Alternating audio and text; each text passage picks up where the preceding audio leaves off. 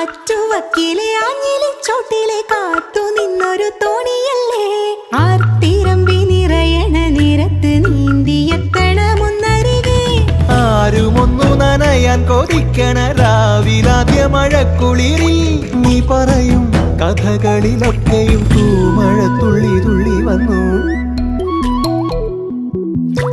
കണ്ണിലെ പൊയ്കയില് കുഞ്ഞലമാലയില് ഞാനോ മീനോ കാണാത്തീരം തേടി പോകും പൊൻകിന തോണികളോ പൊന്നര എന്നങ്ങളോ